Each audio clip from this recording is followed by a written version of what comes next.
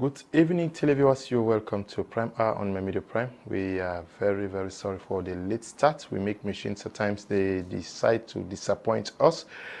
We thank God for the opportunity to overcome that hitch, and we are live from our studios out here at Fern Gudron Bange to look at two very important topics to be handled this evening. We are going to be looking at violent retaliation, breeding more anger, hate and violence, using the cases of Buea and Wum, which is actually boiling. We hear there is a lot of wailing in Buea. Some persons are reported to have been killed today. Houses were burnt, and persons were also killed in Wum. We also know that a gendarme officer killed a school-going kid in Buea, who was also killed by an angry mob. So we are going to be looking at the implications of these retaliations as a source for breeding further anger, hate, and violence. We're discussing this with our panelists who are in the house. So already Atia Tilarious is here. He is former Southwest Buea Kamasech president, also former Southwest Cameroon Journalism Trade Union Secretary General, and Dex editor for the Sun newspaper. Good evening and welcome. Good evening, KUM LEONARD. Good evening to the audience of my Media Prime and all those who are watching Prime Hour at this hour. I want to say that typical to Cameroon style, we see renovation works ongoing along the Douala Limbe stretch of road. The potholes that have been there have been many.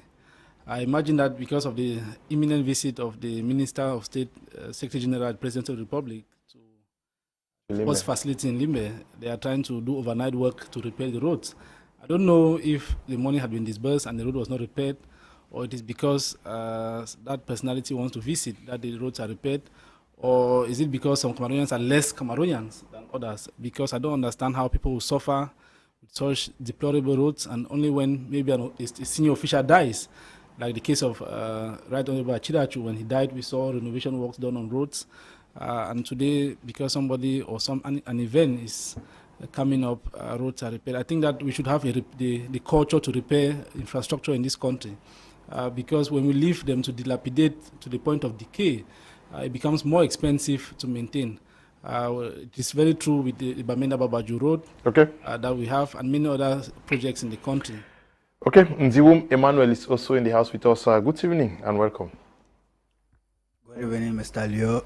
Good evening to all the million viewers of my Media Prime. I want to start first of all by congratulating you and your team. It's been a while I've not been here, and I learned and saw that my Media Prime added a feather to its capacity, that is going Canasat, which is of course telling the world that you guys and your team, of course you are like the head boy, you people are not joking. Permit me to greet a few. We have many viewers, we cannot greet them. Fondong Richard watching us from the United Arab Emirates. We have Achu Kisop and Anita Eno watching us from USA, and all those watching us from Fundong, Ginicom, and Wum, especially for those who are under duress in Wum, given what has been happening in that locality these days. I will be discussing it in a while ago. Good evening to you too, Fabrice Lena. You've been away for some time. We are glad you are back. You are the Secretary General for the Popular Action Party. You're welcome. Good evening, Sir Leo.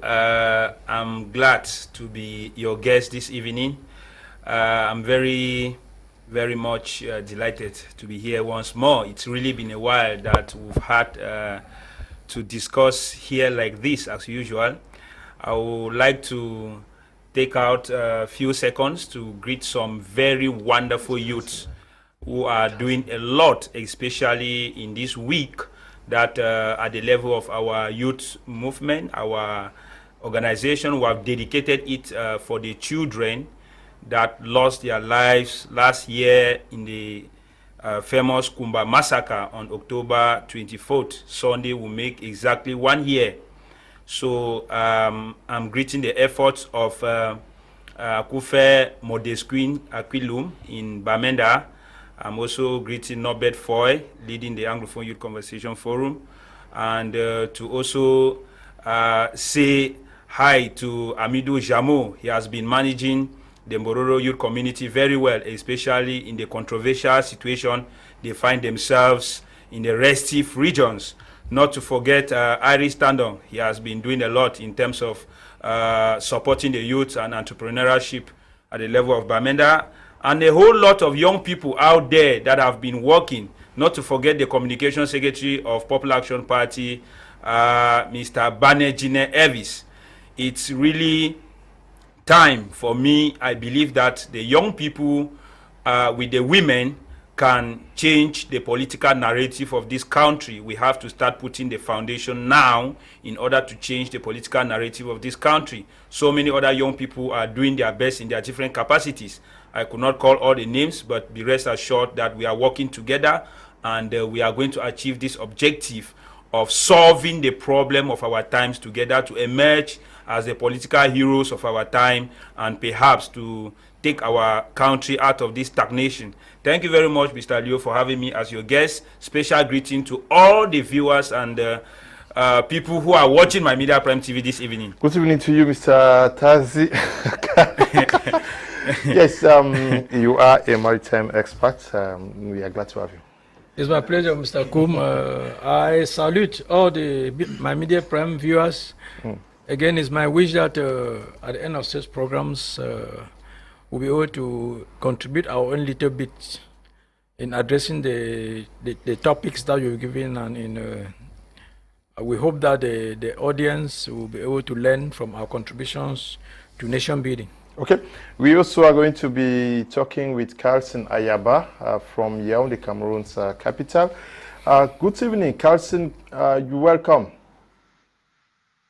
Good evening once more, Mr. Leo. Thank you very much for having me on this program.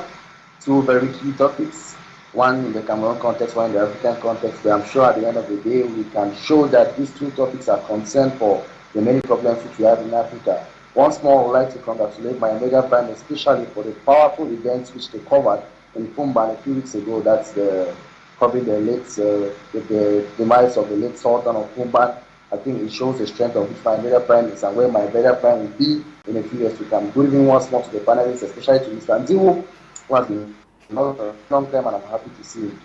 Okay, Atia Tilarious, a very sad situations out there in Buea. We saw the retaliation and the outcome, and in Wum also, after the demise of a soldier, houses have been burnt and persons killed.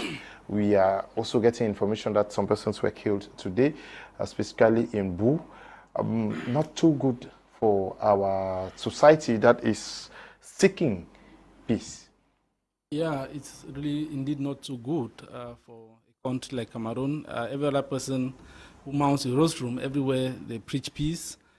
We've seen people move around demanding peace, seeking peace. People have wailed and begged authorities that be, or those who are supposed to come to reason and bring back the peace. But then the way we see much violence around us, it gives me the belief that human beings have the innate tendency to be aggressively violent towards each other. This view is supported by Thomas Hobbes, who says that human beings are naturally evil and that it takes only a very sane society to constrain them. And in environments where there is no sanity, we've seen how human beings have shown how bestial they can become, how violent and aggressive they can be. It is true that Jean-Jacques Rousseau argues that human beings are naturally good, that they are good, they are good, except when they are provoked or circumstances in society forces them to become violent, like we've seen. You remember that Sigmund Freud, after observing the First World War, the carnage, the massacre that took place, he said that although human beings have likened the innate instinct of life, of wanting to support life, they also have the tendency to support death. Because during World War I, it was human beings who were killing each other. They behave like animals. They were aggressive towards each other. And in most cases, it is the result of scarce resources, the results of opinions or ideologies that are not all encompassing. Because somebody does not share your idea, you want to kill them. Because somebody has more resources than you, you may want to kill them. And we've also seen, I think in the past few days, that the tendency is that those who fear death, if they feel that their lives are at risk, they may react in a way that is not logical. Like it has been the case in the restive northwest and southwest regions. Most of the armed men, especially of the state forces, are going through very difficult moments. Some of them are going to terrains that are not familiar, and because some of them are being provoked. You've seen cases where either improvised explosive devices are planted and they get injured, some of them get killed. So just moving along the streets for some of these soldiers is already enough a threat for them. And so there's a tendency for them to want to react because they fear death. They want to kill before they are killed. And that is just human nature. But it is really unfortunate that for the case of Buea, where the little school girl died because of a soldier, and the gendarme officer died also because of the schoolgirl.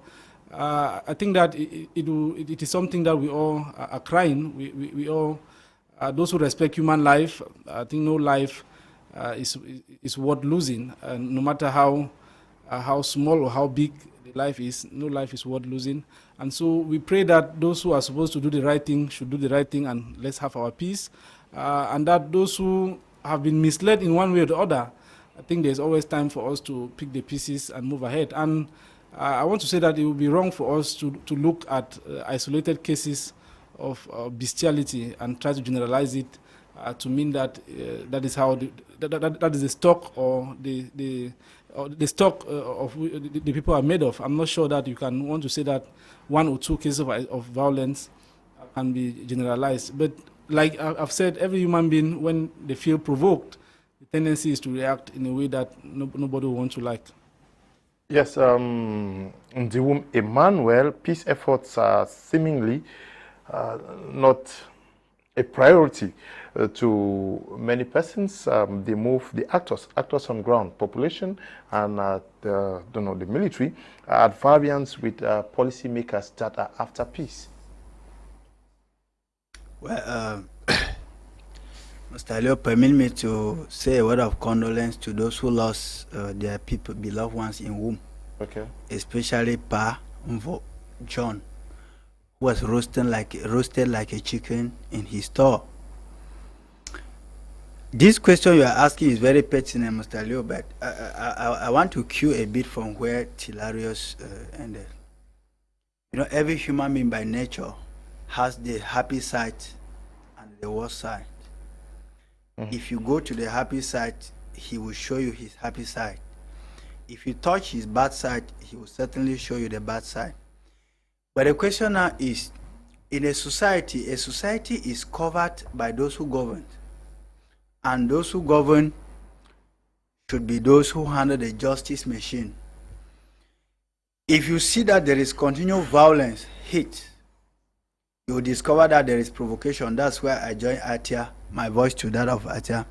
There is provocation, there is hunger, there is unemployment.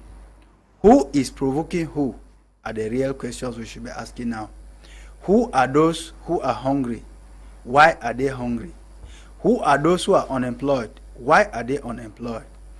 And then it boils down to the fact that the justice machine of Cameroon has failed 100%. It has failed because from the story we got, one uniformed man was killed in Wum,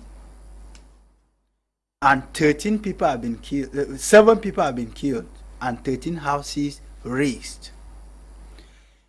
Now we start asking ourselves, does the justice system of Cameroon live under the adage that when one goat eats corn in the farm, all the other goats pay the price? Are these people not trained to know that generalized crime does no longer exist in a 21st century, where somebody commits a crime and his neighbors and other household members end up paying the price? Mr. Leo, I want to think that you asked a question about peace efforts. When you look at the way Cameroon is functioning today, you know that peace efforts are yet to start. Nothing has been done in the direction of peace efforts. It is all lip service. Let me take you a bit out of our topic. In each modern country, football and music are uniting factors. But if you look at the context of Cameroon, Sonatrel, which is a musical industry or a musical domain that is supposed to bring... Sonatrel is the electricity transport. Whether they call it what like that. They are supposed to unite musicians in the music industry, but you discover that there's infighting there every day. You come back to football that Cameroonians used to love, that united Cameroonians from north, south, east, and west in a bar when there was a match. There is infighting there. The only thing that has successfully seen the light of day in Cameroon is politics. And it has not been on a positive note. It has been that politics that divides, not that politics that unites. Because whether we like it or not, whether you subscribe to the idea or not, all these things are happening because of wrong politics. The politics of divide and rule. The politics of divide to better rule, to better gain on a personal interest note. Because if those who are manning the justice system of Cameroon were serious about peace, Mr. Leo, they know what to do. When a military man or a policeman or a gendarmeman is sent to the field, they know what they call investigation. If a crime happens, if a crime takes place on the spot and they are not able to get evidence A, that is on the spot evidence, they know all the technical mechanisms to bring on board those who committed this crime. How come one person commits a crime and the whole village pays the price? That is where we are lacking. The problem is coming from above. It is not from the population.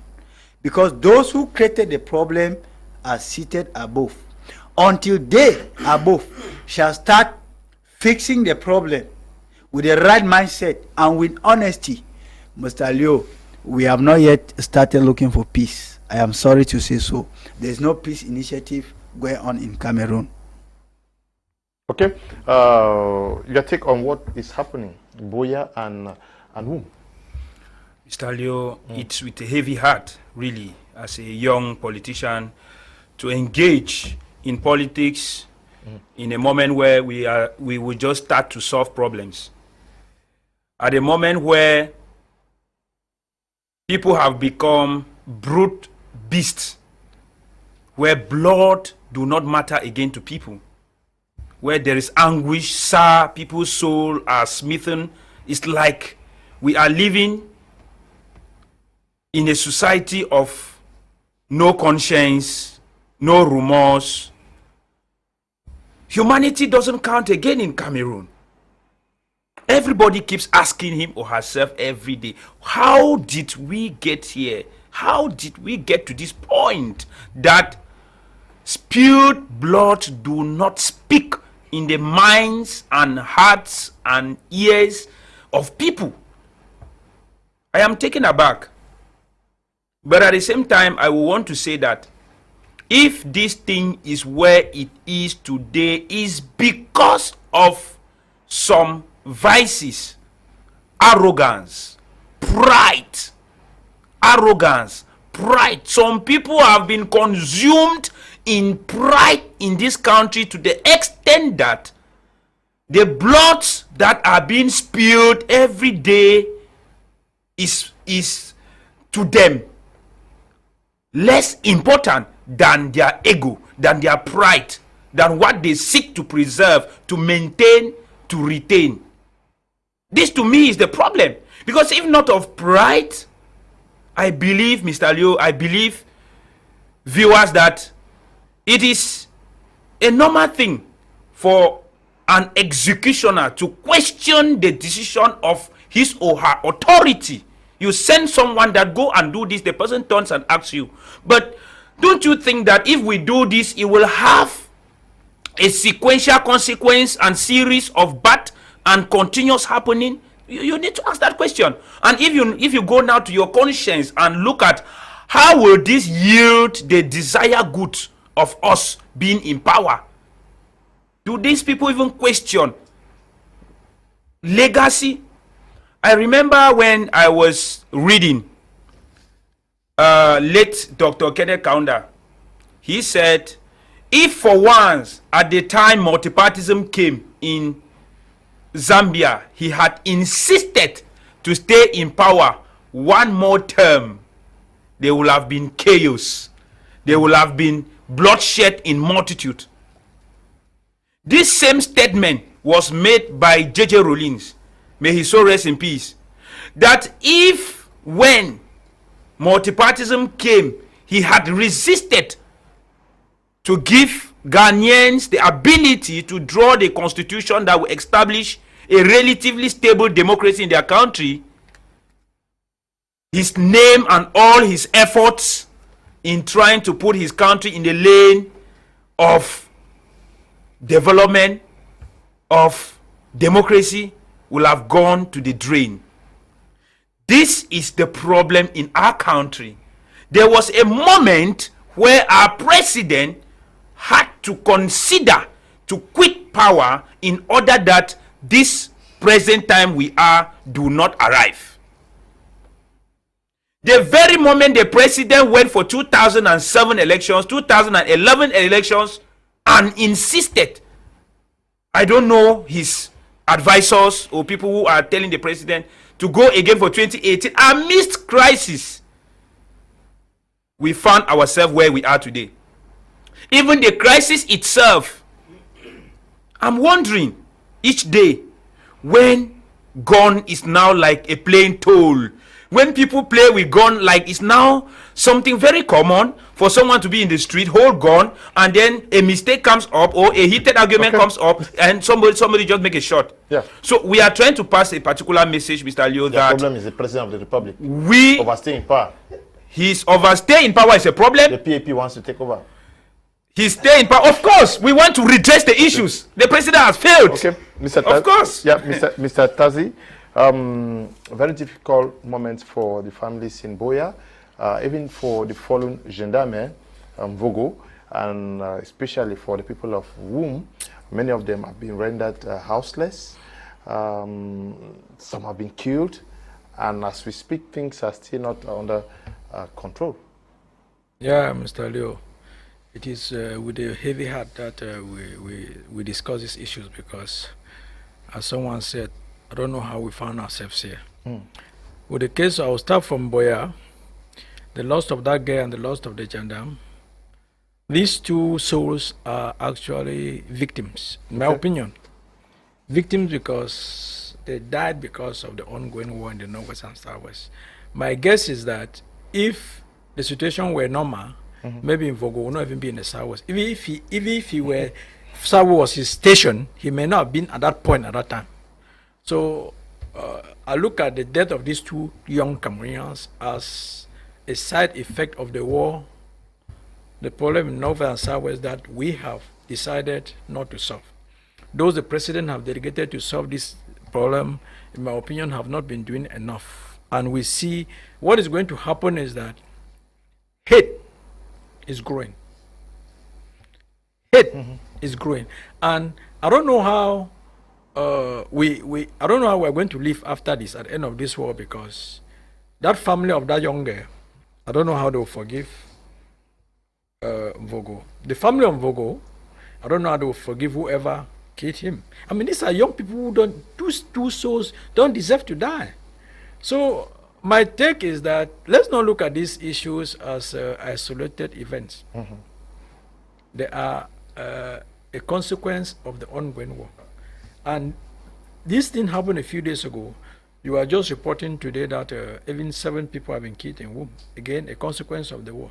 So my wish is that those that have been delegated to resolve the problem in Northwest and Southwest should please take it seriously and sit down honestly and diagnose the situation and find a possible way out of it. At times, when you want to solve that out of the problem, your approach that work may sound like you are a coward. Okay? I mean, you may have a strategy and you start taking it and it will sound like you are a coward. But it is until the results are delivered that people realize that this was a strategy that this person had. And this is my wish, that those that the president have delegated to solve the problems in the Northwest and Southwest should rethink their strategies and redesign their approach so that these things can gradually be brought to a stop. I think it is not a good sign. When I watched the videos of what happened in Buea, something was tested in Buea that, in my opinion, I didn't like: the power of the crowds. It was something that was tested on that day. Because I watched the videos, I saw a situation where the military blocked the road with their cars. The crowd was marching and coming. The military were there, armed to the teeth. The crowd was, I was really scared. But I applaud the professionalism of the military on that day for not confronting that crowd. They came and marched and passed between the cars and went out.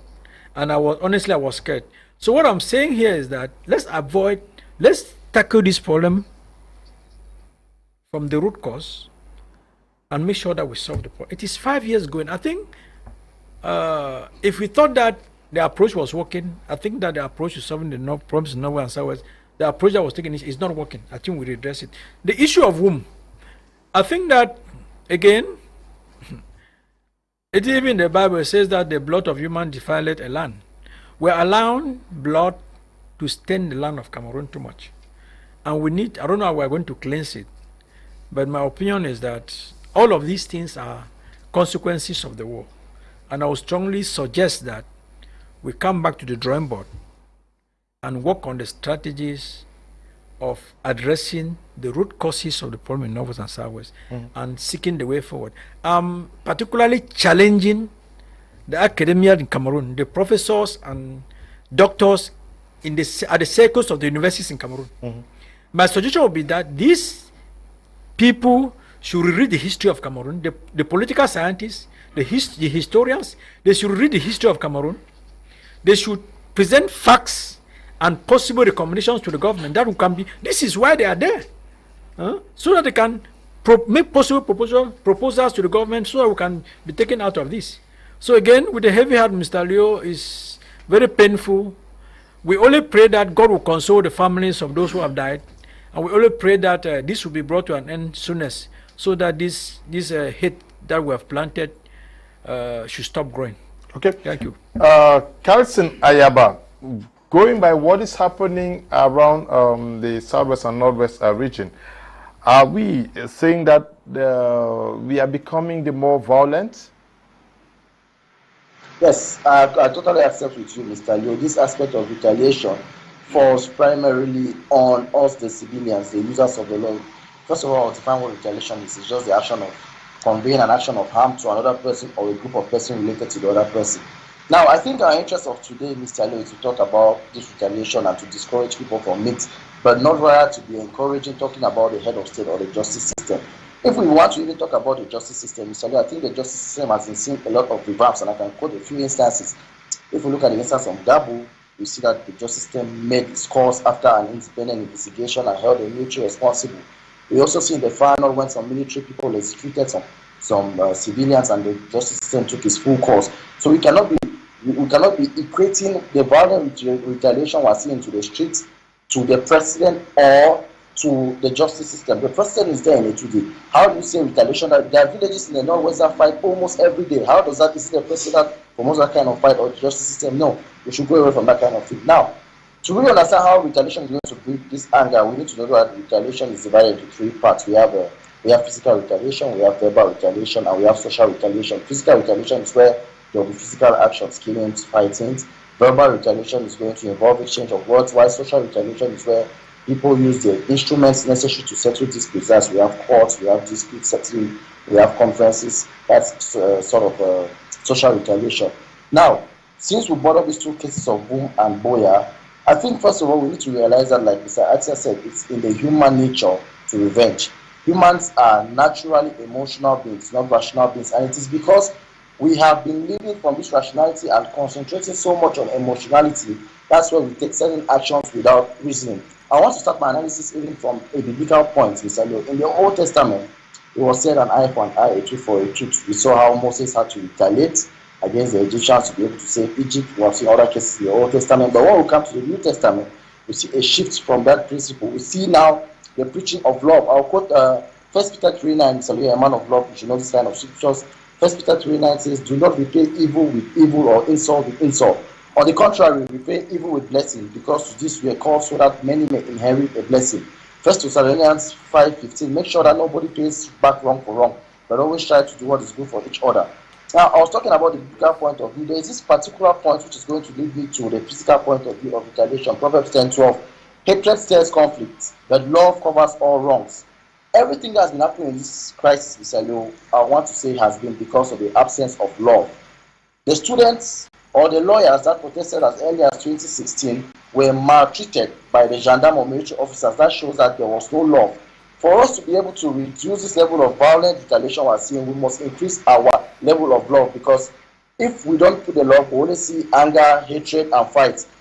In 1990, when in the early 1990s, when Fundi lost the election, trust me, Fundi had another part. He would have taken the part of violence to retaliate, but Pai realized that taking that part would have led to many bloodshed, and he decided the part of peace. Now, with respect to this Wum and Buea cases, or we can globalize to other conflicts happening in Africa or in Cameroon or in Africa, as I said, rationality between us is zero.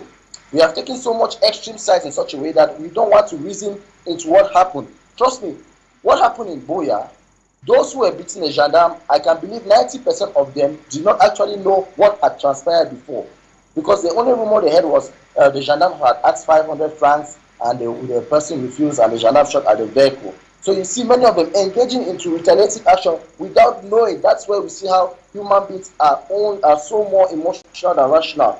We see a portion of a group of people, what the case of which happened in Wum, one military officer is killed, and we have almost more than 7 lives lost and 13 houses burnt. Mr. Lo, there's something we need to understand.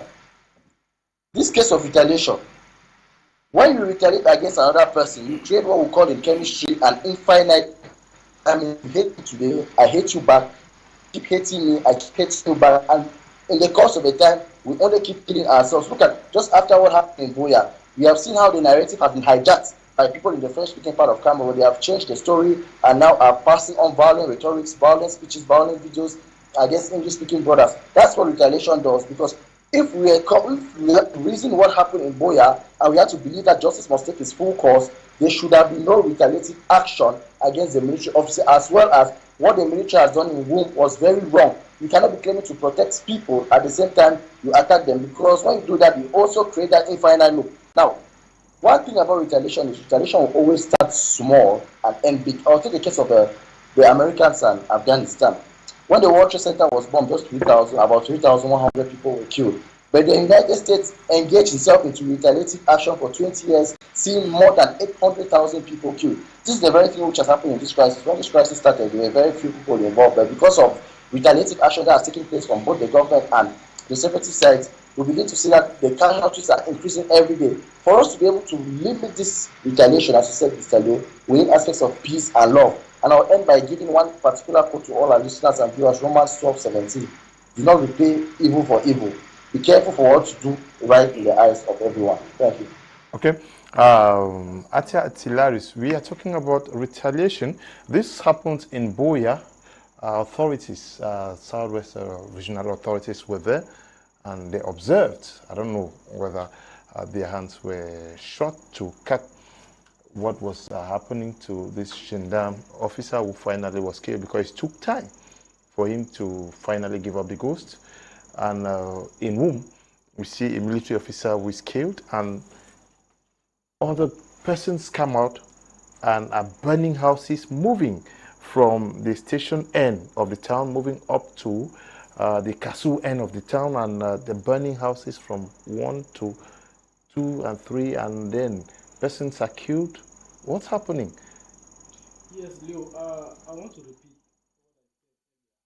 that people who have been provoked by others may be particularly aggressive.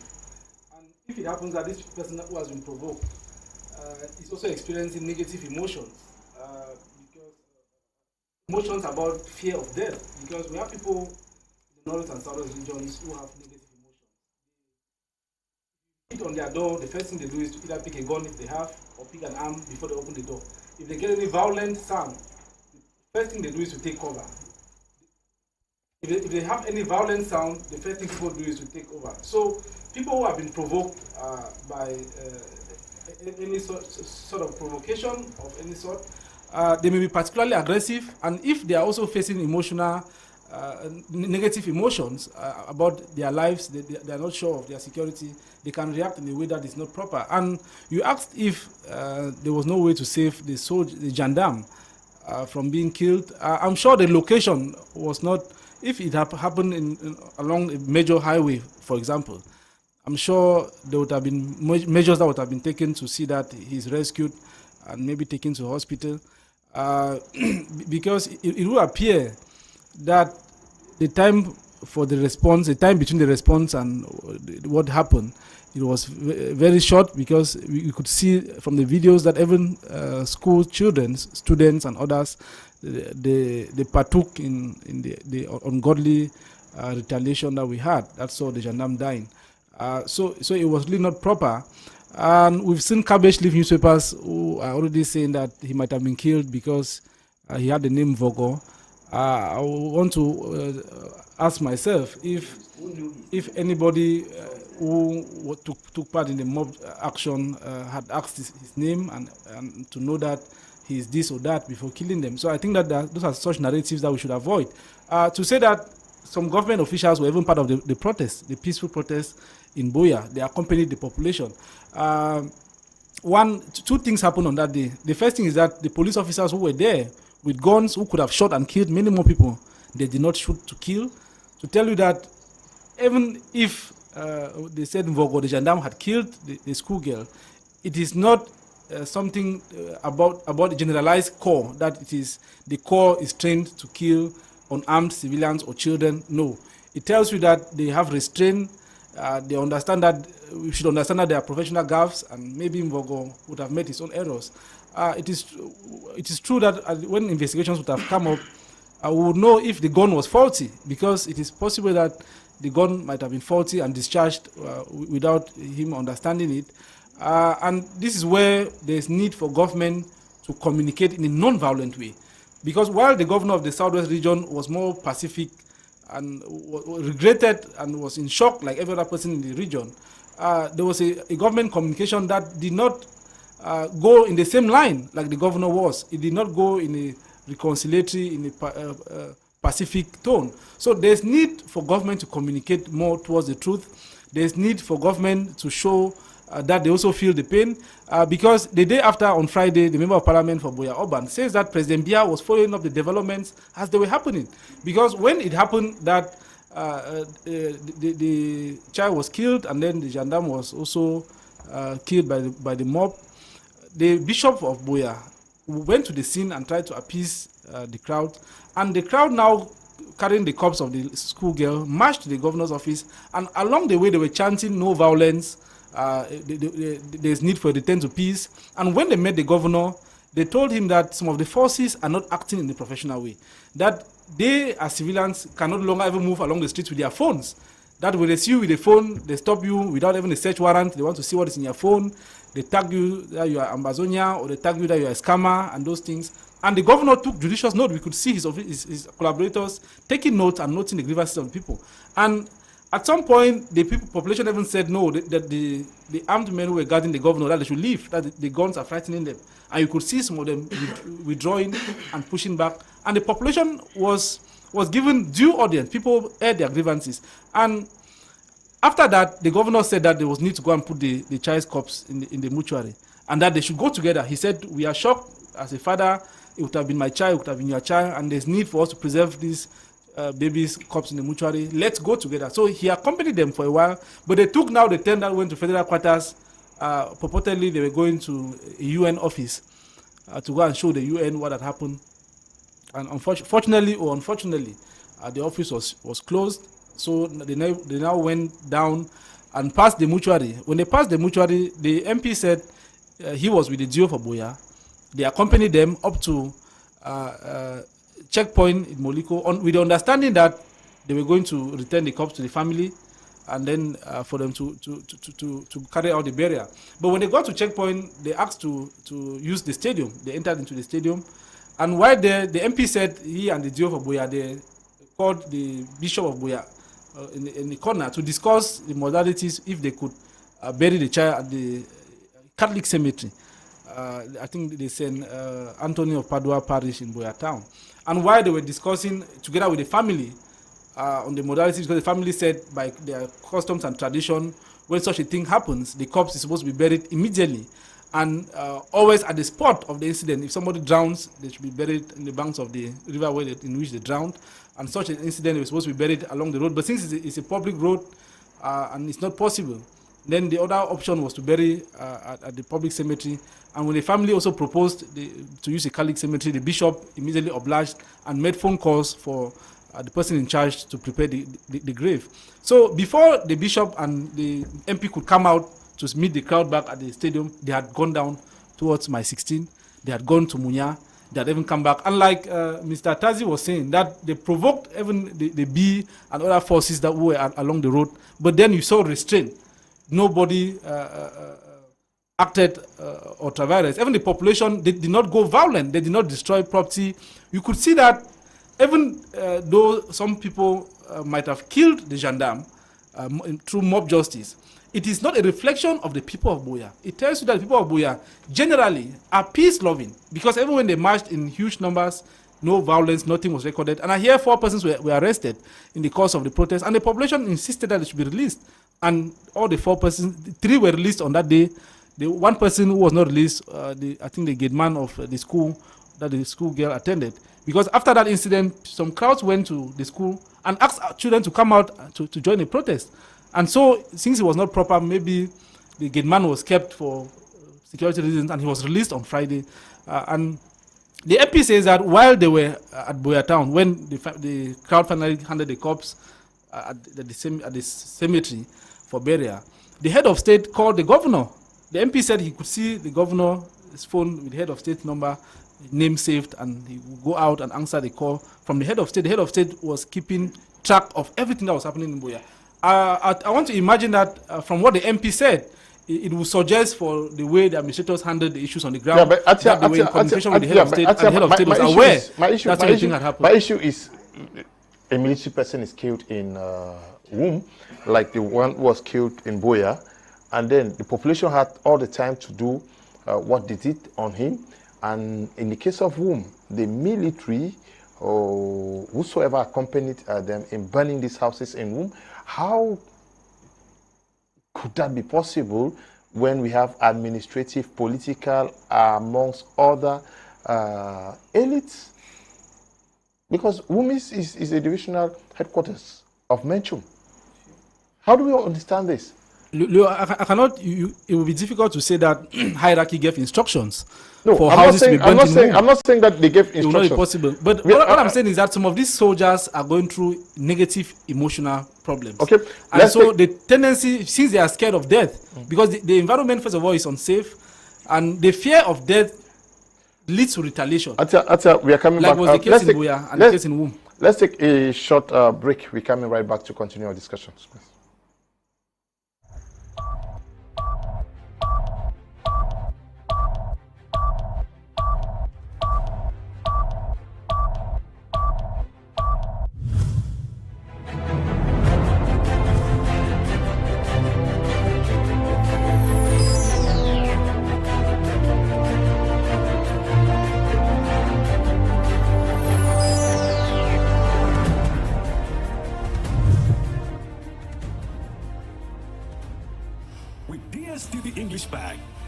Subscription enters a new dimension. It's so nice. It's so nice. Movies, series, novellas, emotions are more deeper in English language. That part is a little dramatic. Enjoy La Liga from the front row. and the Premier League in immersion. On Nickelodeon, English is just superpower absolute. For the surprise, please go down. With E and One Magic in original version, reality TV becomes real TV. And on African News and Discovery, News and Discovery shines worldwide. Post new programs with a DSTV English pack option of Color Plus and its 15 premium channels. Accessible as from 5,000 friends. Take advantage now.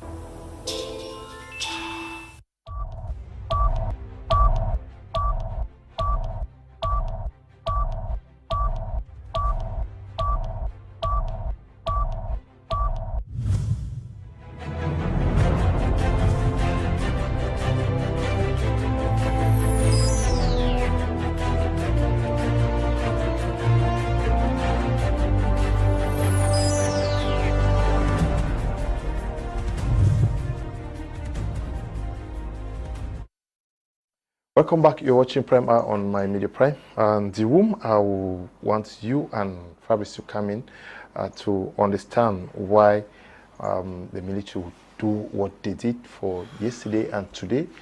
And seemingly the administrative officials, the political, traditional elites are seemingly helpless to halt what is happening. Yes, Mr. Leo, before I come in, permit me a minute to tell Ayaba, my co-panelist, that when I said the justice machine of Cameroon was down, was broken, I was not saying it with water in my mouth. I was saying it clear and clean. May I remind you that if there was justice in this country, one Moja in Southwest would not have been torturing people in the public. If there was justice, if there was justice in this country, there wouldn't have been a coalition between the Morora people untrained and the military corps well trained to protect the population, the property, and the national integrity, Mr. Leo. If the justice system of Cameroon was still active, if at all it has ever been active one day, you wouldn't have found a situation where journalists sit on the TV station and they qualify Anglophones rats. Governors call them cats, and they are still in their offices today. Now, that follows your topic. What provokes violence and hatred? It is because of the hate speech that such things are coming. Can you now come to the question? Yeah, I'll come to the question. Yeah. Yes, and coming back to your question, when we are on a serious TV platform like My Media Prime, Mr. Atia, don't say things that are not verifiable. You cannot tell the viewers of My Media Prime how Mr. Bia was making a call after the death of Echa in Buea. Listen, a lot of things have happened in Cameroon that we have expected Mr. Bia. A call is not useful. He has to come out as the #1 captain in person and speak to the people. We don't know the instructions he was giving. Listen, no. Calls are not what Cameroonians want at the time. We have gone past the issue of calls. That should be made clear. We don't come here to joke or to play politics or to find whatsoever opportunity we want. Now back to your question, Mr. Leo. There is nothing that explains that a uniformed man, well trained to do his job, will look for people who are untrained in a quarter with crude tools to go burning down old men in their houses with old women who cannot run because of age, because one of their member was killed. It is condemnable to the last energy to kill or to even touch a man in uniform, because a man in uniform carries the entire state on his body. But then we are found in a situation where these men in uniform have 100% abused that uniform. They have abused the state.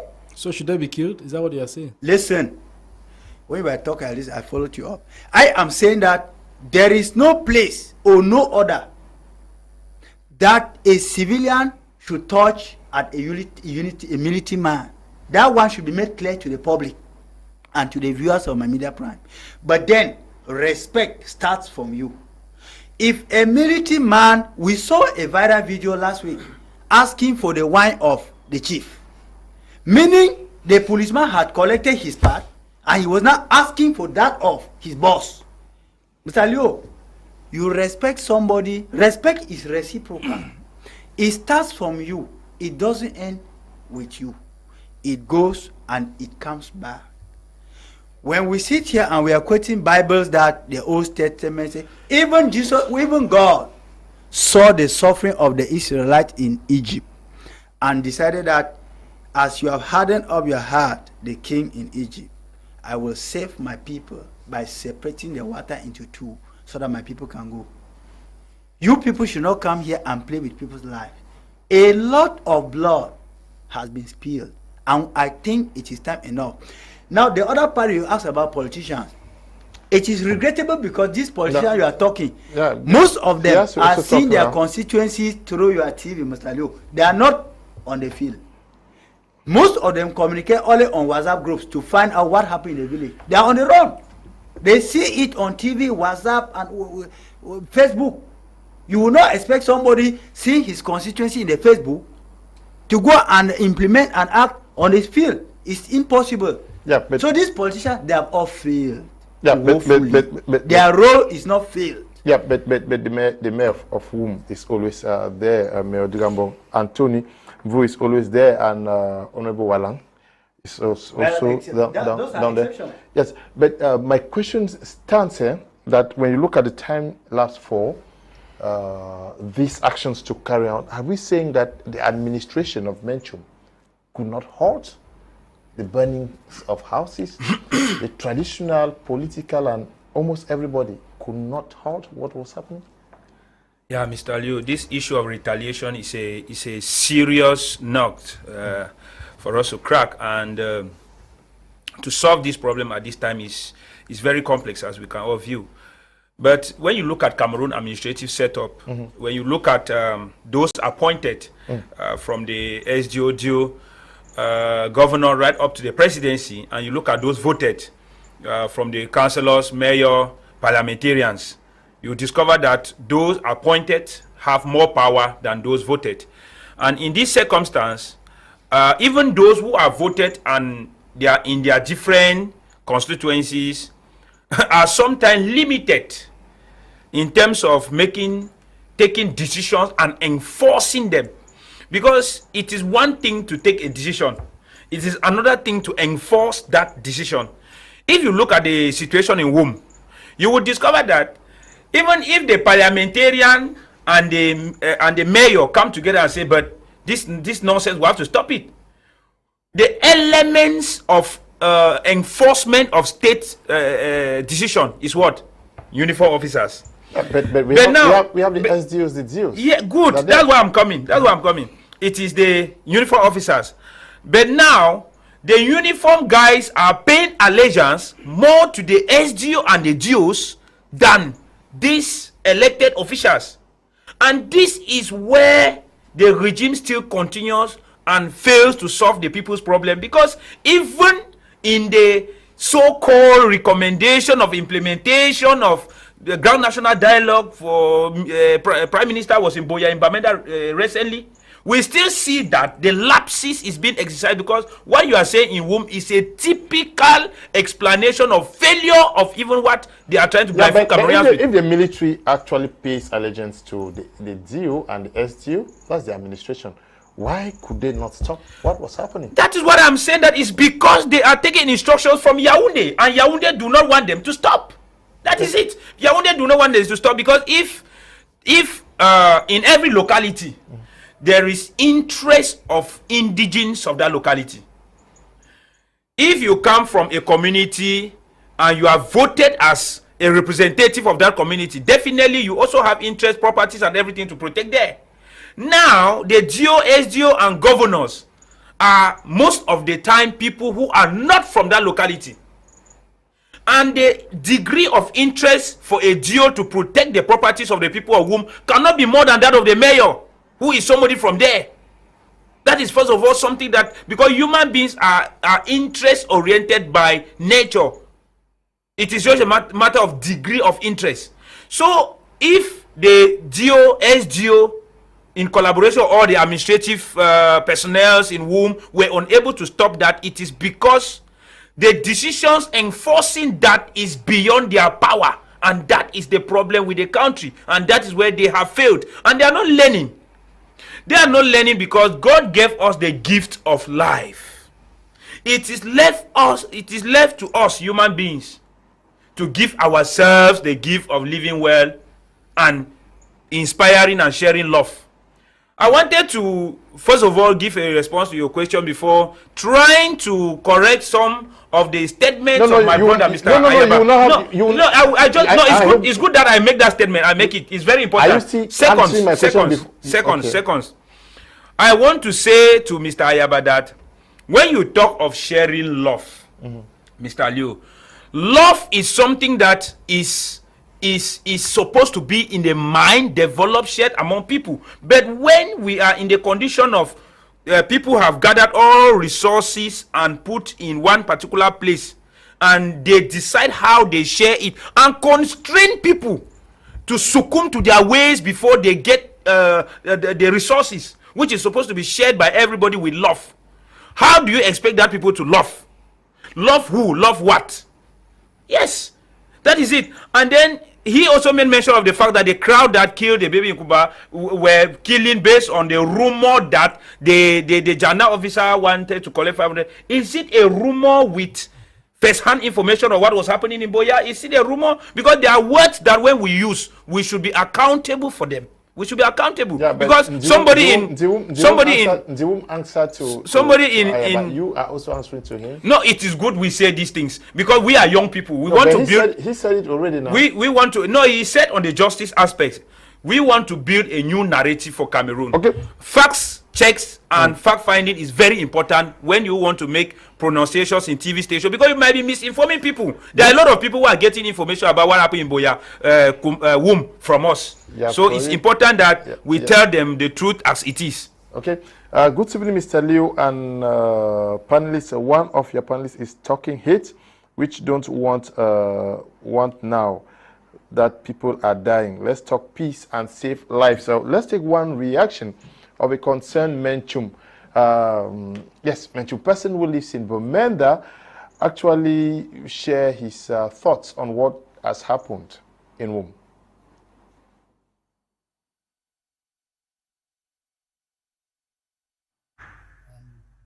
Very young journalist, the media prime. I want to say, going down, that's my division of origin. And I think if the burning is being instituted by some military or citizen, therefore I take it as a very bad thing.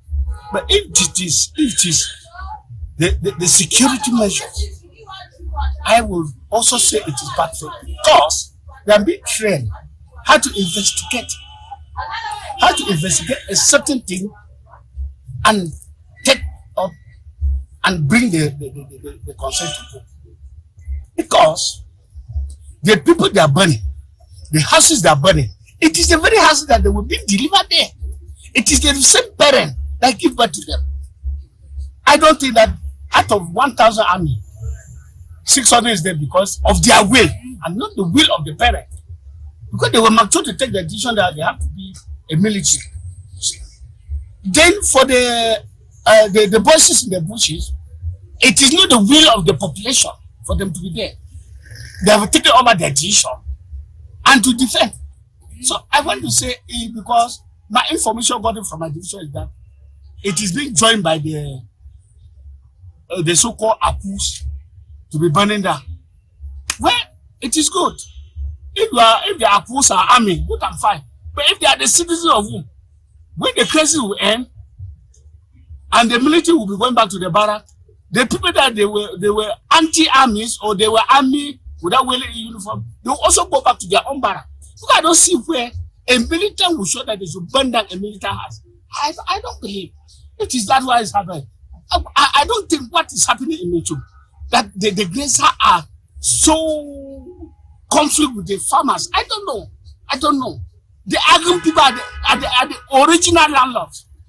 Any person coming there is a tenant. And I don't see where a tenant will be fighting the landlord. Even God will fight for the Arab people. Even God. Because it is said in the Genesis, in the Bible, that the origin, you respect the authority. The authority of the Arab people. God will fight for us. My advice, one, please, my head of state with the due respect I have for you. The Arab people voted you. The Northwest and the Southwest people voted you. Please have the father in mind, go on to the table and resolve the thing for all of us. We believe you were a president of peace. When you were coming, I will still believe that you are still the president of peace. Don't listen to any person. Call your prime minister. Your prime minister left Baminda. He will tell you nothing but the truth. And I will appeal that if the prime minister can visit Wum and repeat the statement, I have come for peace, I am here for peace, at least let peace reign in Wum. Okay, one very important issue he raised there, Mr. Tazi, is the fact that those who are involved in this conflict, one day the conflict is going to end, but persons may still need to answer for some of the crimes they are committing, because at the end of the day, we still need to face one another in these communities. Yeah, Mr. Leo, I think that is the complication with allowing anarchy to take over your community. Mm-hmm. Because in anarchy, a lot of things cannot be controlled. But I want to say that hate amongst people of the indigenous people and those he calls, the former speaker calls tenants, is something that we should do everything to minimize. Because they are bound to live together. And when we plan this hate, and as I'm saying, I will go back to it. All of these people have lived for so many years before 2016, right? Mm-hmm. They were living together.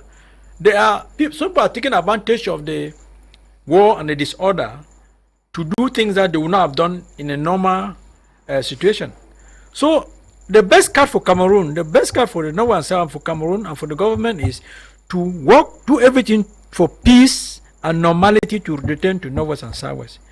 I will insist on this because once that, of course, before 2016, we're not having these things. So I will reiterate that those responsible, the authorities that be, should please go back to the drawing board. Take stock of what we have done so far. What was working, you pick. What was not working, you drop. Then you pick the opinions of other people and you make sure that you work towards resolving this problem. I think that's my conclusion. Because until we solve this problem in North and South, the other day in Buea were 2 corpses. Today we are talking about 7 corpses. Mm-hmm. We don't know what will happen tomorrow. So long as the crisis in North and South continue to go on, bet you we should be ready to continue to see blood being spilled. So the only way, in my opinion, is to go back to the drawing board. The government should go back to the drawing board, call the parties that be, and sit down and dialogue and find a way out of this. Ayaba, Carlson, seemingly those engaging in retaliatory actions do not measure the implication or the possible outcome of these actions generating a boomerang effect. That's true, Mr. Those who always engage, people who engage in retaliative actions never know it's because they are reacting out of emotions and they don't really rationalize what they are doing.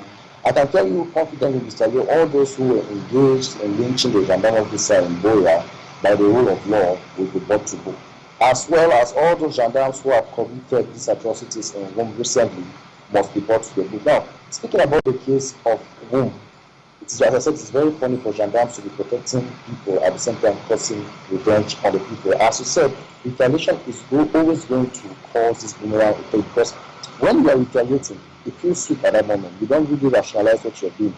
It feels sweet at that very moment. You begin to realize yourself 2 or 3 hours later. So we have to ask ourselves that fundamental question: what is pushing people to retaliate? One of the first and foremost that pushes people to retaliate is the negligence for the rule of law. In Cameroon, especially, everybody is accountable. We are all guilty of the fact that we disrespect one or 2 or more laws every single day. And the worst case is that there are some people who don't even master the law in Cameroon.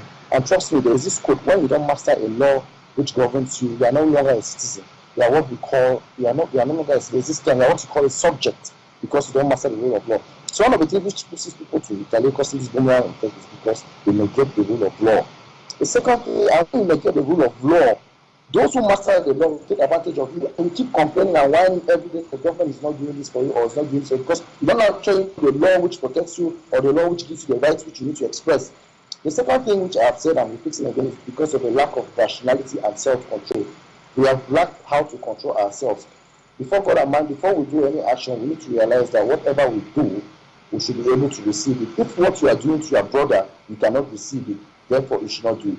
The third aspect which has been provoking this retaliation, which is causing this boomerang effect, is because of third parties coming in. We have journalists and political parties who are hijacking situations to be able to score cheap political scores. What happened in Buea?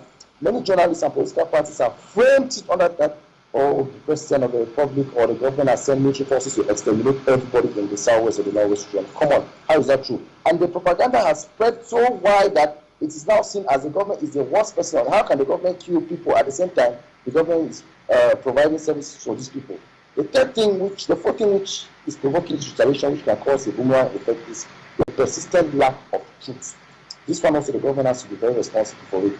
Where we have been needing truth as the civilians or as the civilian population, the government has not been providing it. Where also the civilians have to provide truth to the government, they are not providing it. And I have to understand that that may be the reason. I am not justifying what happened in Wum. That may be the reason why these military officers attack people, kill people, and burn houses, is because they get to feel that the people are not collaborating enough with them to be able to resolve, to be able to instill peace and order. So it creates what this boomerang effect, because of they feel there is no truth or conciliation or cooperation coming from the civilians, they now tend to retaliate, as well as the civilian population believes that because there is no truth coming from the government, they tend to retaliate. As you said, this is what is provoking this boomerang effect. So what must we do to be able to come out from this retaliation so as to make this boomerang effect? First thing, we must continue to educate ourselves.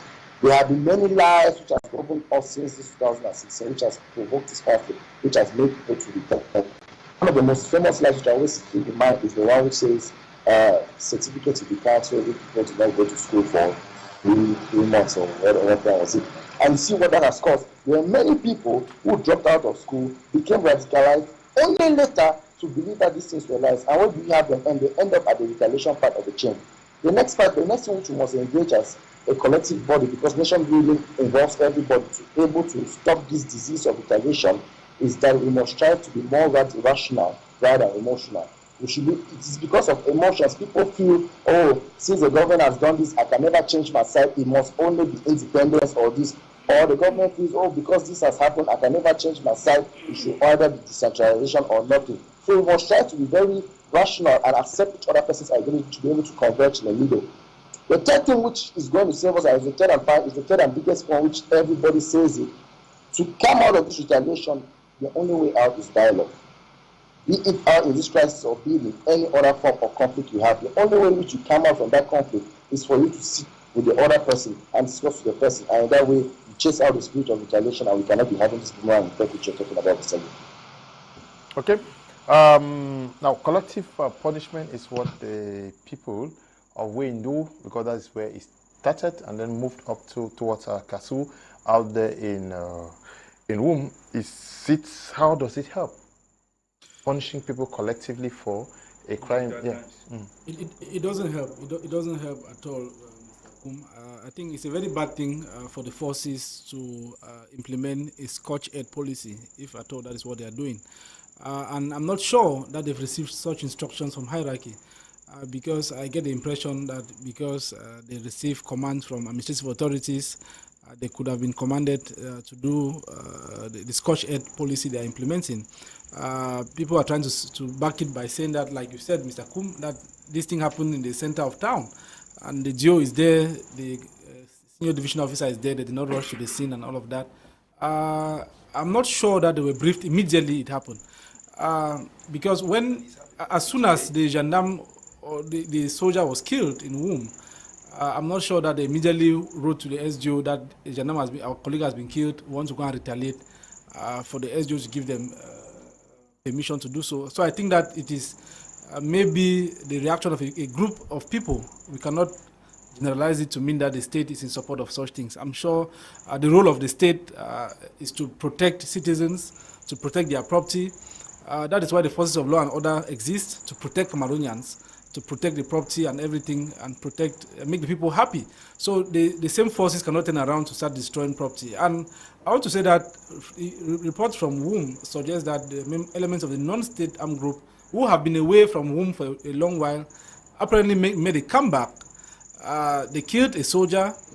That has now led to the retaliation that we have seen. Because, like I said, that some of the soldiers in the north and southwest regions are experiencing negative emotions about the fear of their own death.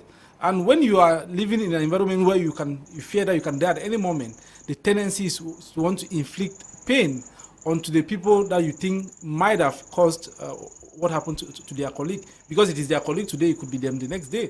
And if they are actually engaging into the burning of houses, I think it's also very bad and discourages the population. Because I understand that the people of WUM have been collaborating with the forces of law and order.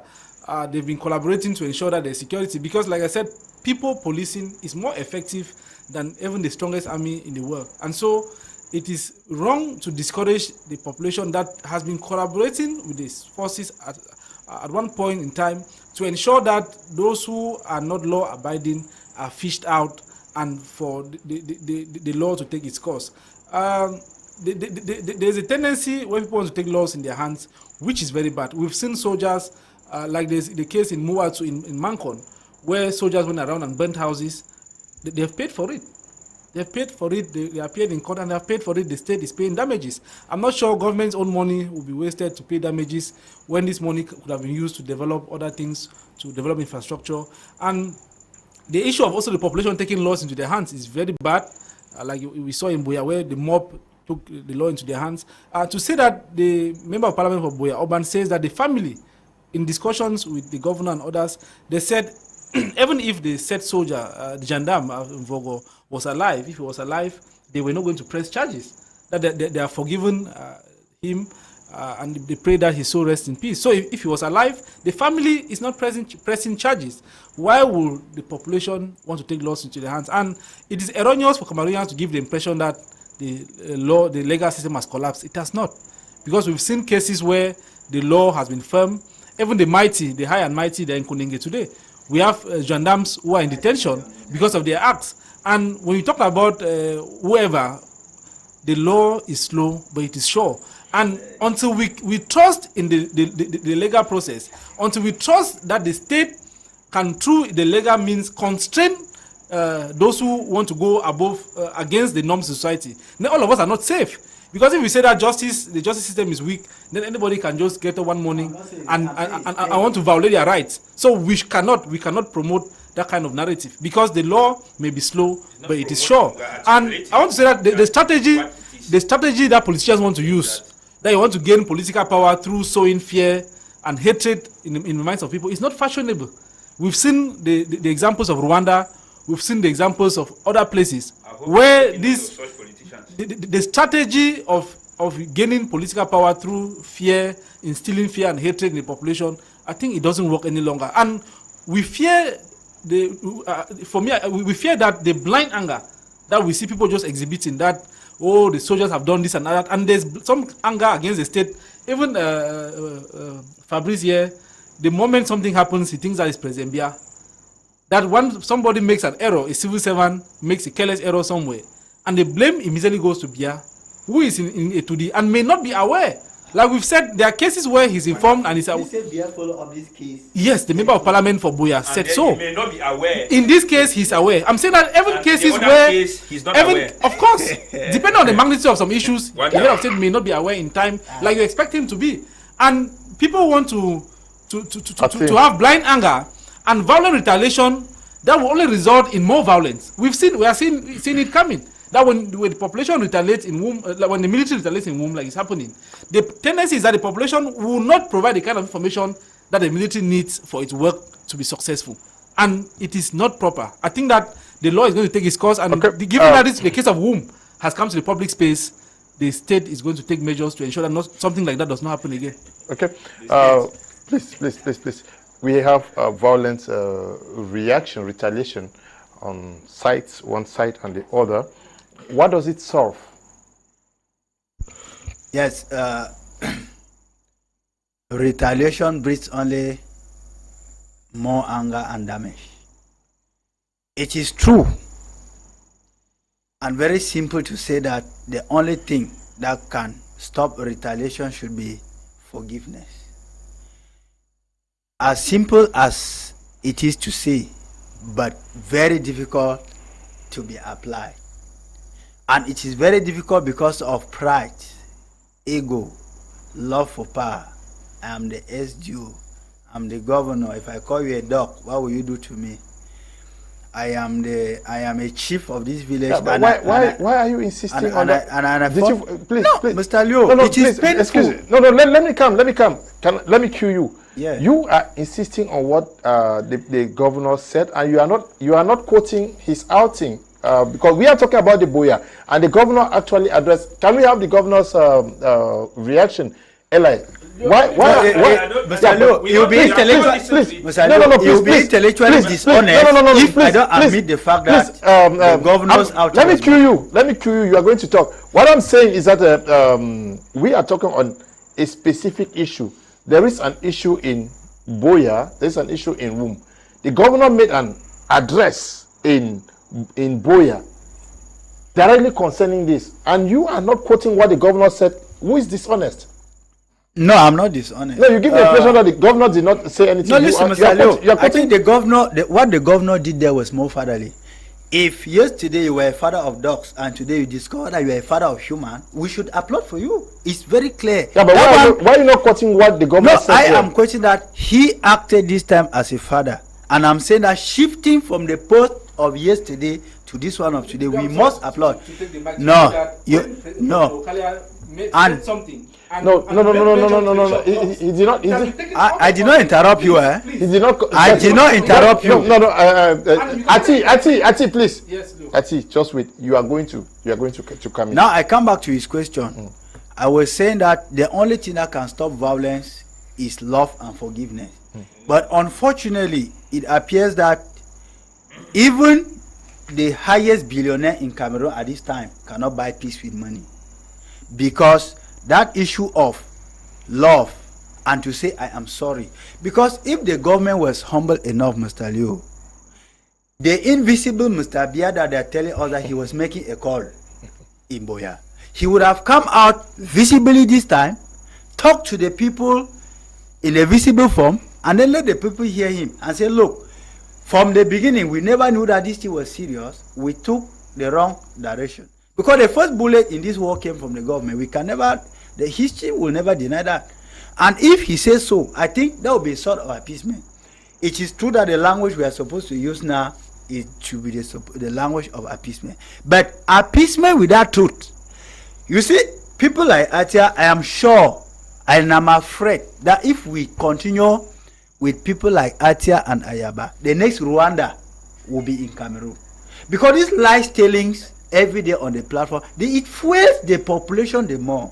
Of course, lies are more painful than a bullet. Atia, when you say what the population knows that it is false, many of them can go to coma.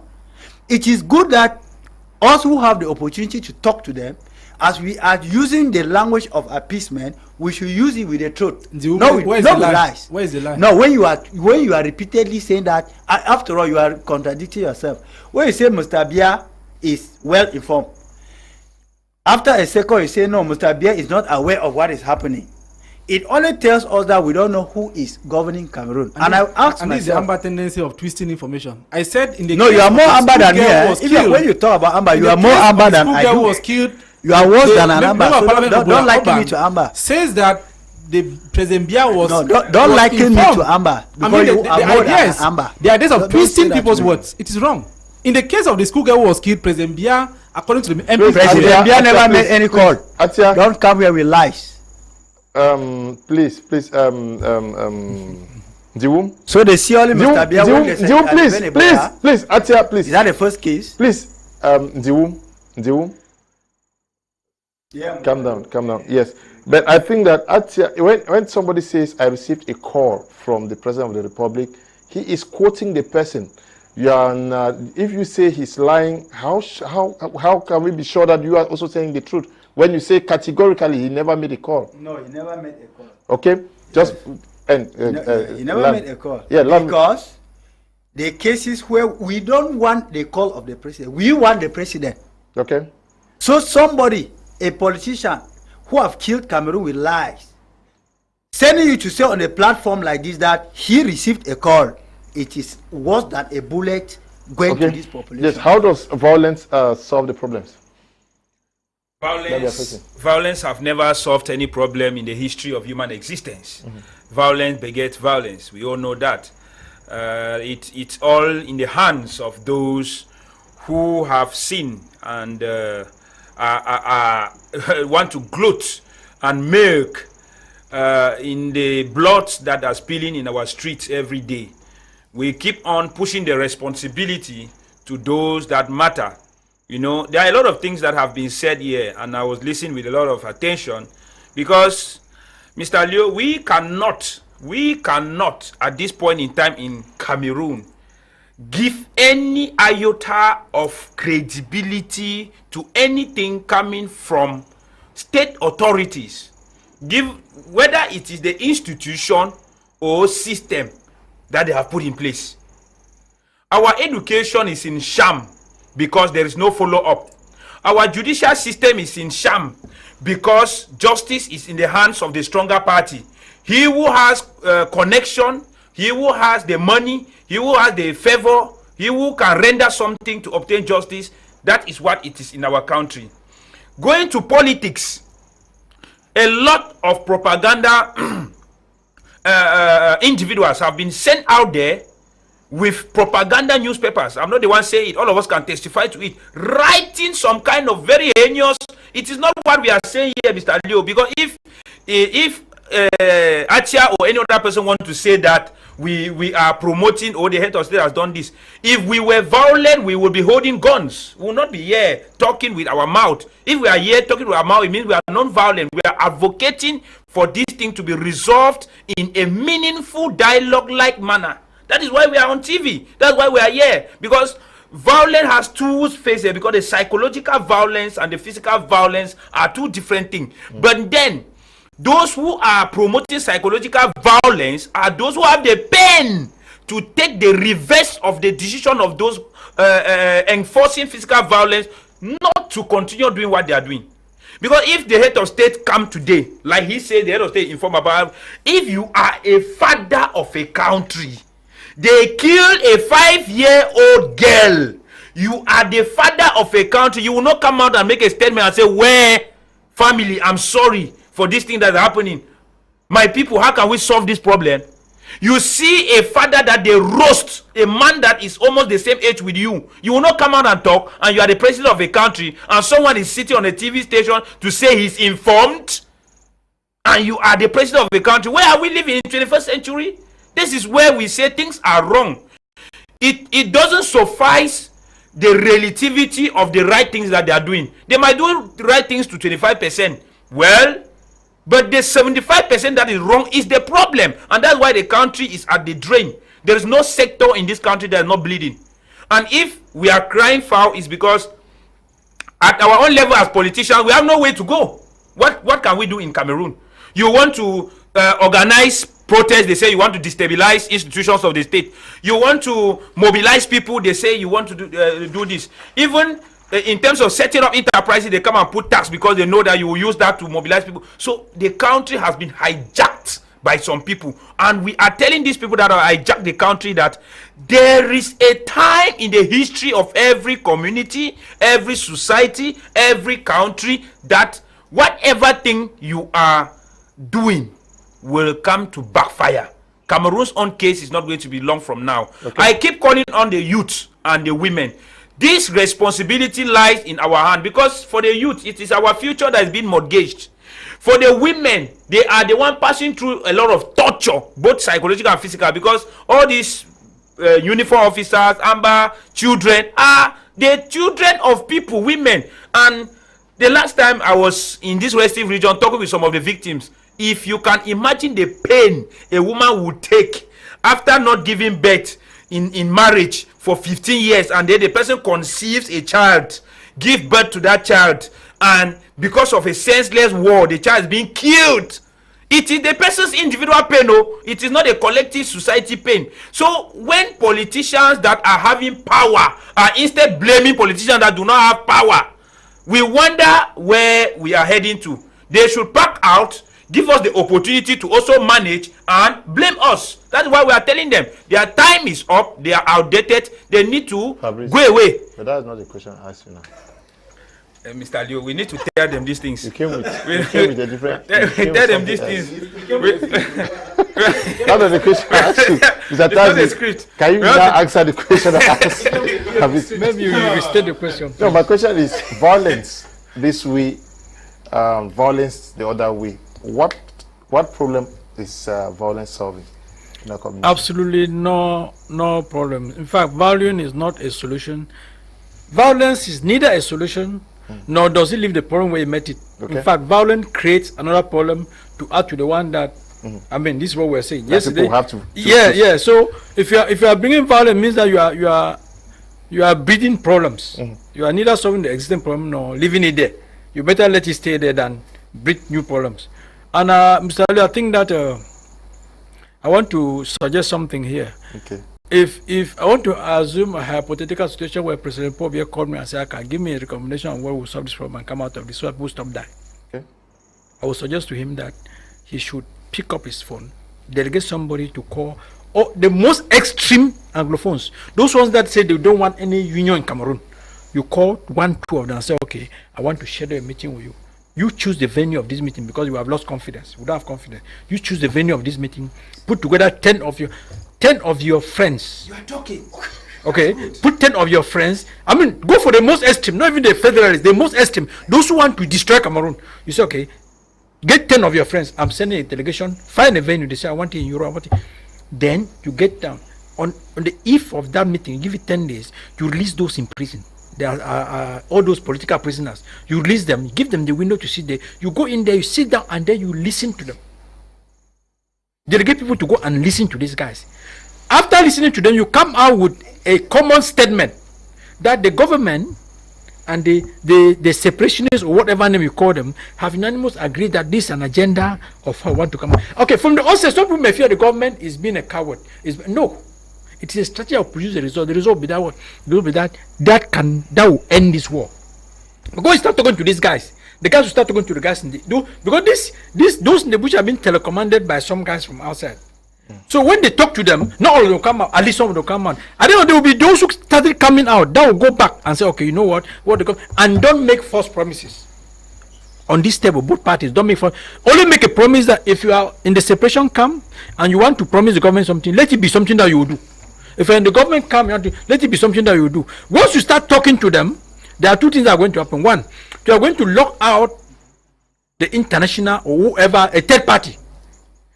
Cameroon government is talking to the separationists, and we are talking. Nobody is like you and your wife. Nobody has a right again to come and intervene. You lock them out. Then you start negotiating.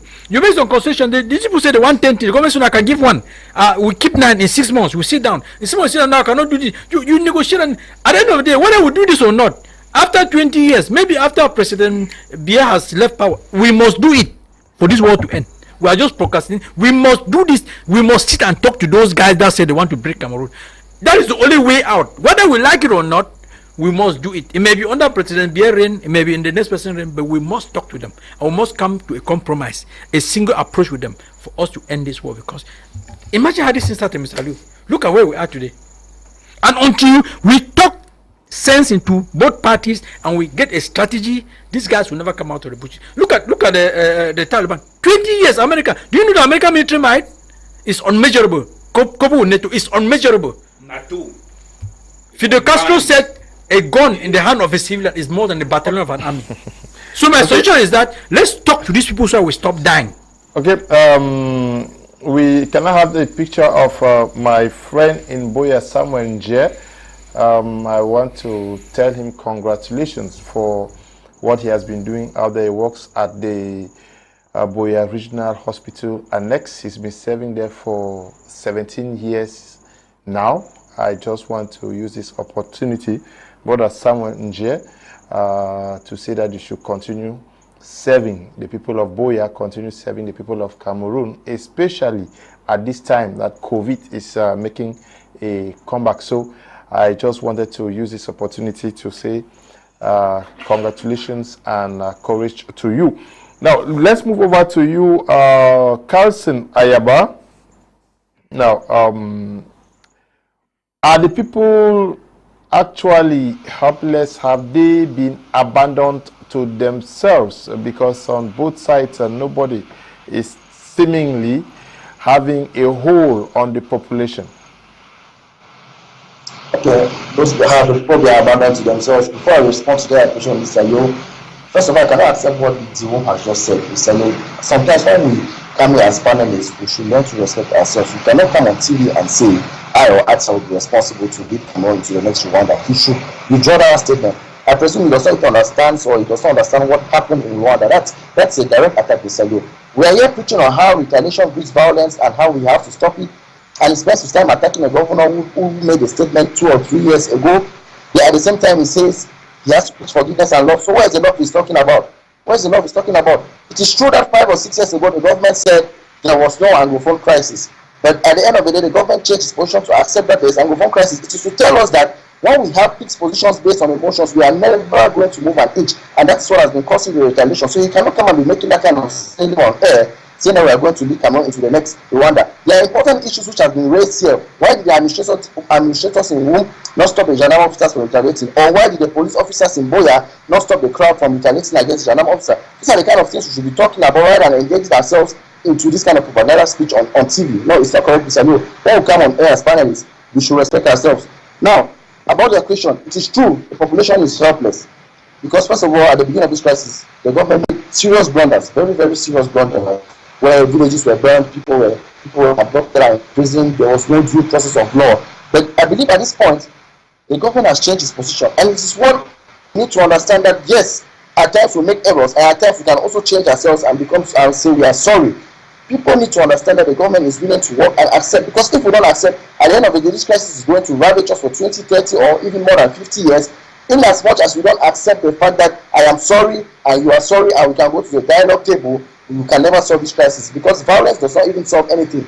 The first thing about violence, why violence does not even solve anything is because when you attack the military and you kill 5-7, you have not killed the entire military. Same as when you attack the Amber and you kill 5-7, you have not killed the entire Amber. You are only going to bring in an inferno where more military will be sent in, or more people are going to be radicalized into Amber. So the people are actually helpless because they are caught in a position where they need to trust the government, as well as the government has to be in a position where it needs to open its arms to be able to embrace people of whatever opinion or not. Nothing should be put as a taboo, whether be it separation, be it federalism or confederation. No, I can take that confederation, it's useless. Nothing else should be put as a taboo, and in that way, that's the only way which we the civilians can come up from this mess which we are in, because at the end of the day, it is not the government that suffers. The government, if he has to pay his military, he will borrow money from anywhere and pay, and it is the taxpayers who will refund that money, as well as the civilians. You are the ones who are going to incur most of the shocks and most of the damages. So it is better that we accept that this is what is happening. We talk to the people on the left and tell them that no, you need to move your position to come to this side.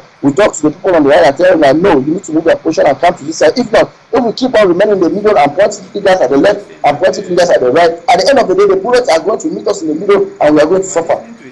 I would like to remind again that Mr. Ndiwum should withdraw his statement saying that I'm going to lead Cameroon to the next Rwanda. Okay, no, but we should be responsible now. No, I understand. Please.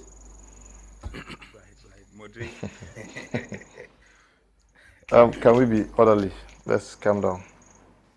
But then, when we see these violence retaliations, we even see it in the studio here.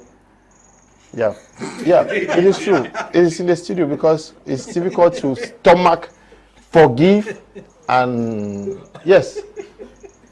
What is happening? Is it that peace advocates and persons? What is happening? Peace efforts are not working at all. Well, people only want to preach peace. They don't want to talk. They don't want to walk the talk. And I give the impression that some of us don't have the full information, because our proposals are good, but at the same time, we should give our proposals not forgetting what government has done already. Somebody talked about, people are talking about genuine dialogue, inclusive dialogue. I think those are the adjectives that Fabrice has been echoing from time immemorial. I want to say that, what do people mean when they say genuine and inclusive dialogue? What do they mean? What do people mean? Because these are terms that have been used by international civil servants, the likes of Thibault Nagy and others, without people who want to escape from the problem. They don't tell us what it means. When you say inclusive dialogue, what does it mean? What are the indicators? When you say a dialogue is genuine, what are the indicators? People should be told, the population should be told that when you say genuine or inclusive, this is what it should be, the characteristics, these are the indicators. Nobody has come out to tell us what it means. People say senseless war. I'm not sure there's any war in the world that is sensible, because if you, a war cannot be sensible when people are killing each other. It only justifies what Sigmund Freud said, that we have the instinct of life. People are saying inclusive dialogue and all of those things. At the same time, we are beating war drums to tell us that we have the instincts of death. We have seen people saying that they want peace on this platform, but their choice of words, you start going back to old things that people have even apologized about. They've been remorseful, they've come out to be remorseful, and people still going back to what happened in 2016, 2017. The same government that said there was no Anglophone crisis came back to admit. President Biya came on live TV to admit that there was a problem, and they were looking for solutions to solve those problems. You talked about President Biya delegating some members of government to represent him in talks with extremists, like you said. And no, he said that President Biya should send delegates. You cannot misinterpret somebody who is here. That President Biya should call them on phone and send delegates to meet with them and talk with them. And that is what has happened already. Because in 2019, we had Minister Felix Mbayo, we had Minister Laurent Eso, we had so many members of government who went abroad to hold talks with separatists. You cannot deny that. We even saw the Archbishop of Bamenda, who even prayed for some of the separatists in America. These are people, Senator Mbelamuki Charles and others were in America to talk with some of these boys on behalf of the head of state. President Biya sent them there to talk with them. And you will not imagine some of their positions. Some of them were saying that they should give them money. That is, you see, based on what we've engaged ourselves into, we cannot go back to Cameroon, we cannot come back. So give us 200 million so that we can leave the war. There are people I'm telling you some of the reports that came back. Give us the names. If you need it, you have it. And because we are preaching peace and forgiveness, we forget those things and we move ahead. We have some of them who were masquerading that they were Amber, they were this and that. They asked for bribe, and before long we saw them parading in CPDM uniform, trying to seek pardon and all of that from government. There are many of them like that who have switched camps overnight and they are now singing the CPDM song. You know them. And these are some of the people who ask for money, for bribe from the state. So when you say that President Biya should send delegates again, he has sent delegates already who have gone there, but they did not get favorable feedback. Some of them said they wanted to talk with the Swiss process. They said they should go there. The moment somebody went, one of the factions went there to talk, other people said no, they are collecting money. The moment they created an avenue for those in prison to have discussions with government, they said no, they don't have the mental capacity to discuss with government. They have collected bribe and all of those things. So it becomes very difficult when even in the camp of the non-state armed groups, there are a lot of factions. So to start with, there's need for them to unite, to come up with a common position. It is not proper that A meets with government and discusses. The next moment B is sabotaging the process. He's saying that they have been bribed, they are collecting money. Government does not have money in the bank to share to people. This is what Cameroonians should know. That every government is cash trapped. We've seen government looking for money to implement the reconstruction plan in the northwest and southwest regions. To tell you that government doesn't have a bag of money somewhere. We've seen government borrowing to implement projects here and there. To tell you that they don't have millions to share to people. So we should not fall into the hands of the international community, international civil servants, people like Thibault Nagy who are going on retirement. The next thing they want is to be hired as mediators in the crisis. That is why you see them, they blow hot today, they blow cold. Someone who said that when he was in office, who was exposed to all the intelligence that came from Cameroon. And he saw and said that no, that the non-state armed groups cannot achieve independence. And now he's on retirement, he doesn't have access to information, nothing. He now says that no, there will be independence. So you see them selling illusions, trying to be relevant and for their services. The same thing with Cohen, who is blowing hot, blowing cold, want to give the semblance that they have a middle of the road position, so they can be hired to be mediators. It will not work. Cameroonians can resolve their problems just like they have always done before. Yep. Mr. Leo, I think that if if it means giving money to these separatists and stopping the war and saving lives, let the Cameroon government give them money. No, they have the money. Contrary to what Atia is saying, the money that if one minister embezzles 90 billion, if they take this money from this minister and pay these guys for this war to stop and save. Please, just allow him to talk, please. If this money can be just the money that two ministers embezzle in Cameroon can stop the war in Northwest, even the one of the COVID fund, they have not yet exhausted it where they stole and kept. Now that said, Mr. Leo, I think my brother did not get me well. I did not tag Ayaba as whatsoever, and I maintain the statement that I said to Atia. I will not withdraw it. Now what I'm saying is, the guns that brings peace are yet to be fabricated. There is no gun that brings peace. So let's down the guns. Secondly, when you need power, especially political power, it is because you want to use it and better the lives of people who are under you. Mr. Bia, I know my media prime is being watched at Etodi, as my young man said here that you have all information. Use the power that you needed. You wanted it to be a president for life. And I am praying that you should stay again like Methuselah. Use this power and solve the problems of Cameroon. You wanted the power. We, the Cameroonians, we have given you the power. Solve our problems. Mr. Leo, you can take the microphone. Good evening, Mr. Leo and the great minds. What's happening in the two Anglophone regions are all seeds of hatred that was planted during the former reign. Okay, so we should not be doubting how anger and violence is being harvested today, but we should be nuancing our public speeches in order not to incite more anger, because the tongue is very dangerous. We should all work for the nation and not for our political affiliations. Molombe Hans is writing from Buea. Good evening to you, Molombe. Good evening, Mr. Leo, and to all the panelists. This word, okay, when this are sent to the road, they don't usually do checks. When, yes, but please, any hate message, I won't read it. I'm an apostle of peace, please. If your message is insultive, I won't read it. Good evening, Mr. Leo. Quite interesting program. Let us pray for peace. Let the head of state address this issue properly and violence will stop. Sumbele Kelvin is writing from Kong Samba. Okay, Emil writing from Jotin says, Mr. Leo, good evening, please. Just tell Mr. Atia not to interrupt Mr. Ndiwum to express himself. Okay, he did that. Okay, this one says, violence in Cameroon is, no. Yeah, we are talking about the need for an end to this violence and retaliation. How do we cultivate this spirit in us? I was listening to my media prime the other day with a lot of very sound minds, as usual, who were talking on the availability of conflict experts in Cameroon to solve the crisis, and mediators and so on and so forth. You know, I am bemused, surprised and amazed by the statement of Mr. Atia saying that the head of state or the government, what should they do? They have sent emissaries here and there, and what is the content of genuine dialogue?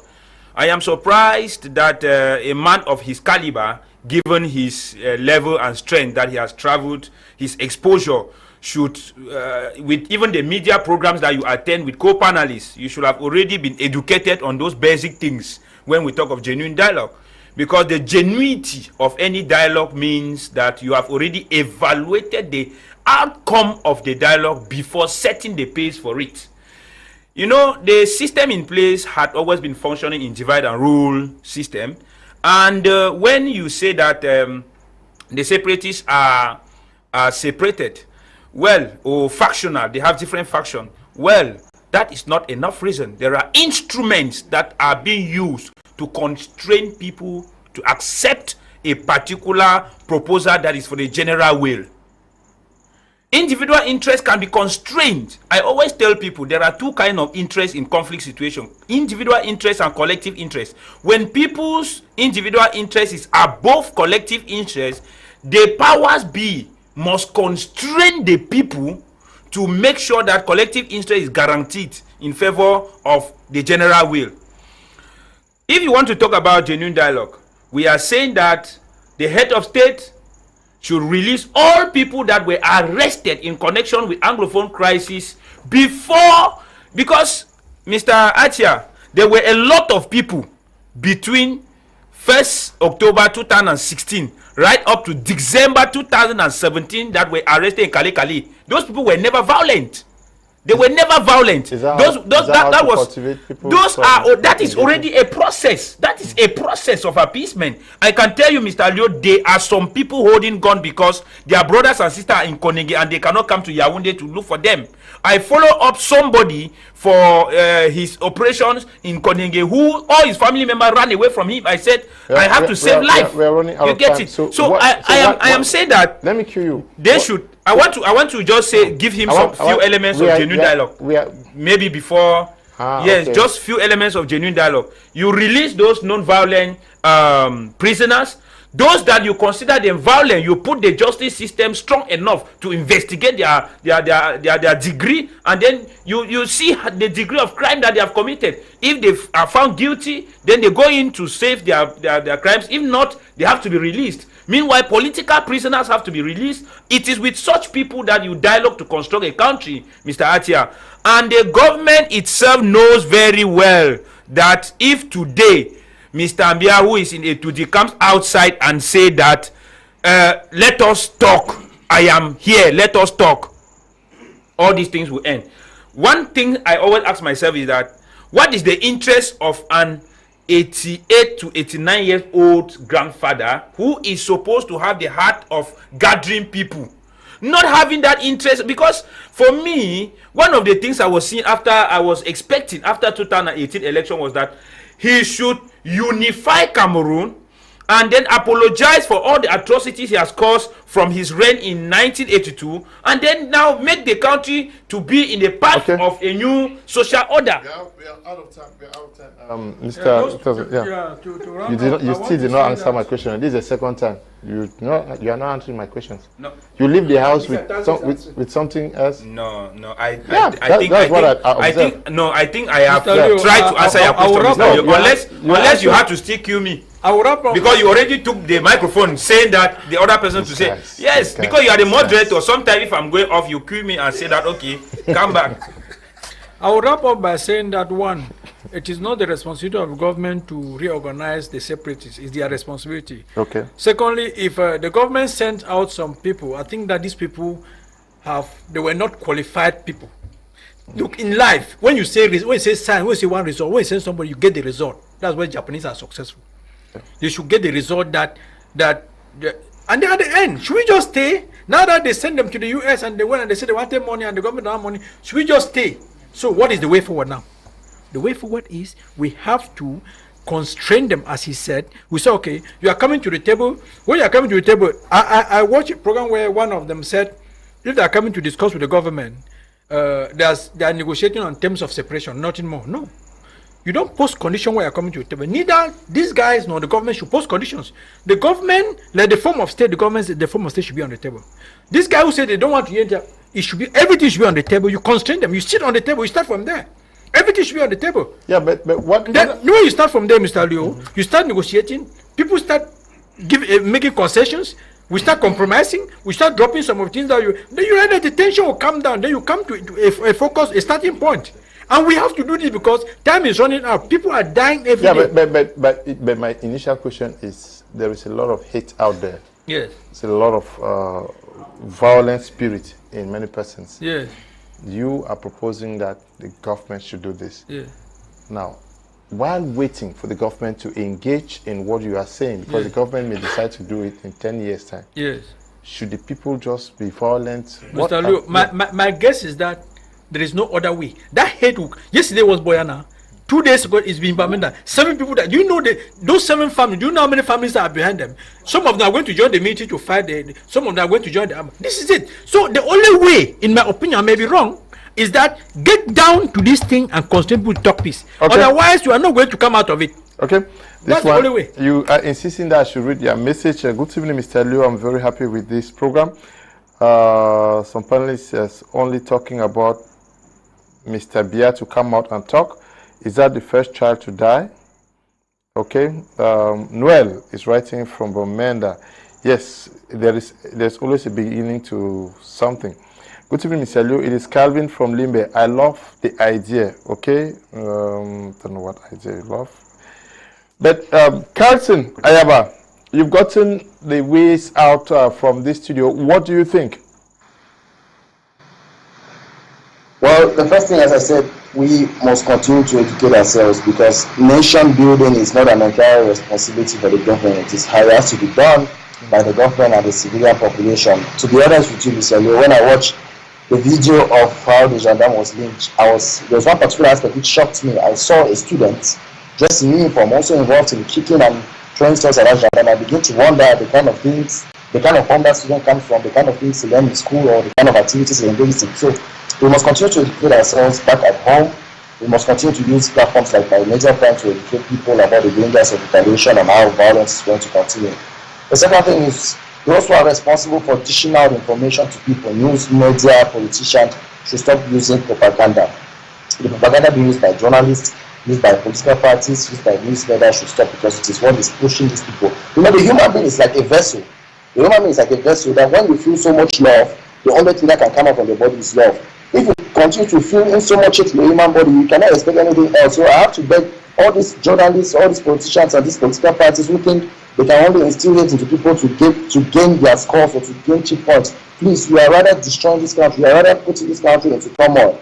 The third thing is, we must strive each person to be more rational, because most of the times we take emotional decisions. We must learn to be rational. What happened?